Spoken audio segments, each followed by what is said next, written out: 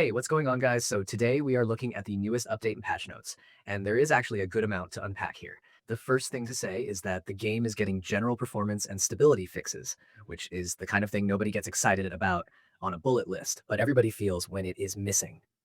If you've been dealing with random hitches, weird pauses, or the game just feeling a little less smooth than it should, this kind of backend cleanup is exactly the sort of update that can quietly make the whole experience feel better. It is not the sort of thing you can show off in a flashy clip, but it matters. The AI side of things also got attention. They have made improvements to reduce excessive AI collisions on corner entries, and that is a change a lot of players will notice pretty fast if they spend time racing closely. And anyone who has been clipped by cars that seem to have no plan going into a turn knows how annoying that can be.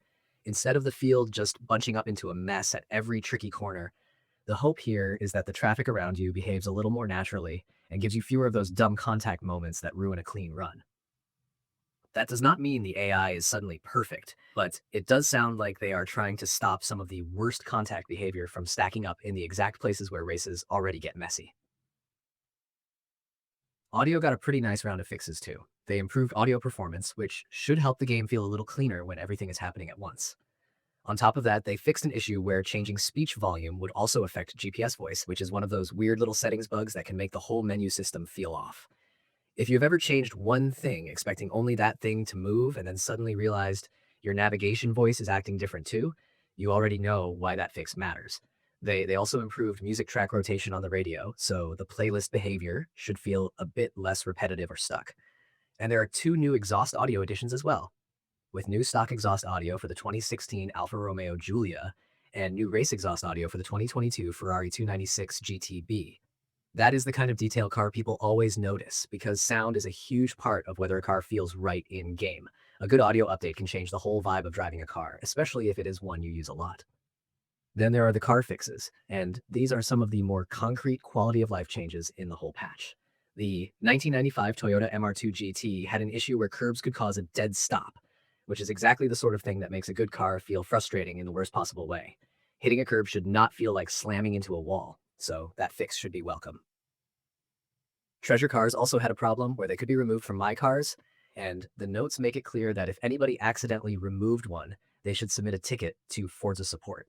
That is a pretty big one because those are not cars you want disappearing from your garage by mistake. They also changed how the credit cap was being incorrectly applied to non-auto show cars in the auction house, which sounds like a back-end economy correction. But for anyone trading or shopping in the auction house, it is the kind of thing that can affect pricing and bidding behavior in a real way. And the 1998 Subaru Impreza 22B STI version had its price adjusted to better reflect the value of the car. So there is clearly some balancing going on there too. EventLab got a couple important fixes as well, are unable to rewind in free drive in some cases, which is a really awkward issue because rewind is one of those features you almost stop thinking about until it is gone. Then suddenly every mistake feels way more punishing than it should. They also fixed an exploit where players could duplicate other players' EventLab creations, which is the kind of thing that can get messy fast if left alone.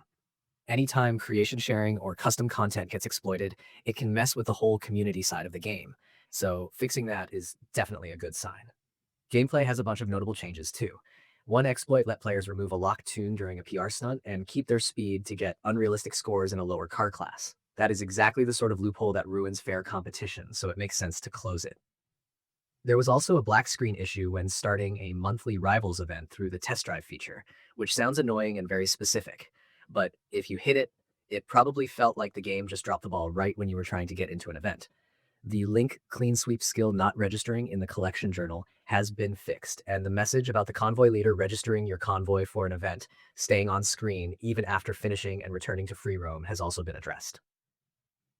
That one sounds minor until you realize how much little on-screen clutter can break the feeling of a clean session. They also fixed a session setting issue where disabling head-to-head requests would also disable them in the Eliminator, which is a fairly important logic fix because those systems should not be stepping on each other like that. Hide-and-seek players are getting a fix too, since level XP was not being awarded properly before. That is the sort of thing that can make a mode feel unrewarding, even if the gameplay itself is fun, so it is good to see that addressed. The 2021 Illumicraft number 122 Class 1 buggy was also swapped out for the 1993 Toyota number 1 T100 Baja truck in the Eliminator, which is the kind of change that will stand out to players who spend time in that mode. It is always interesting when a specific vehicle gets swapped into a mode like that, because it can change the whole feel of the class. The visual fixes are a pretty solid cleanup pass too. Exhaust vapor not always matching the location of the exhaust has been fixed, which sounds tiny, but once you notice a visual mismatch like that, you cannot unsee it. They also fixed the issue where using chrome car paint over plastic gave a flat finish, and they corrected manufacturer preset colors not appearing correctly when a livery was applied. There were also improvements to clothing visuals, including clipping issues when combining certain items. So overall, this update seems very focused on polishing the stuff that can make the game look or feel slightly off in ways that add up over time. It is not one giant feature drop. It is a lot of little corrections that help the game behave more like it should. Now, the big one, and this is probably the part most competitive players are going to talk about the most. The Rivals leaderboards have been fully reset because of unrealistic entries. The notes say those entries were achieved through glitch exploitation or by using drag tires before the physics balance changes that were introduced previously.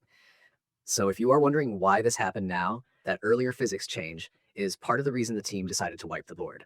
Their reasoning is basically that some entries no longer reflect legitimate times, and they wanted to give everyone a clean slate going forward. That is a harsh move for anybody who posted a real time and had it removed alongside the bad stuff. But from a fairness point of view, I can see why they went this route. The interesting part is that the clean times people use to earn the collection journal rivals items will stay unlocked. So even though the boards themselves are getting wiped, the game is not taking away those rewards from players who already earned them properly. That is a pretty important detail because otherwise the reset would feel way more punishing. They're also looking into glitches that could pollute PR stunt leaderboards with unrealistic scores. And the notes say a complete wipe of those boards is expected once those fixes are in place. So this leaderboard cleanup might not be the only one if those exploits keep causing problems. There is also an ongoing update about save issues, and this is the part I would not ignore if you have had any trouble with progress. They say they are still working on improvements across all platforms to reduce lost saves affecting some players.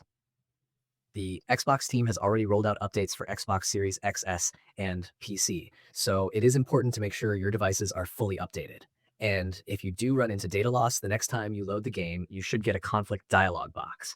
The instruction here is to choose the cloud save option to restore your most recent saved version.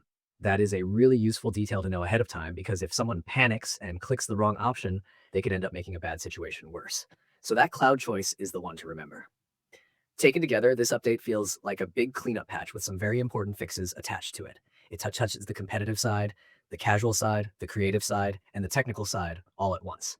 The AI is less crash happy in corners, the audio is getting some attention, several cars are less buggy, EventLab and gameplay exploits are being shut down, visuals are being tightened up, and the leaderboard situation is being reset because the game needed a fresh start there. Add in the save issue guidance, and this ends up being one of those updates where the notes may look a little messy at first, but when you step back, you can tell the team is trying to stabilize the whole experience and clear out the stuff that has been causing the most trouble. This is the kind of patch that changes the day-to-day feel of the game more than it changes the marketing around it, and those are often the updates that matter most in the long run.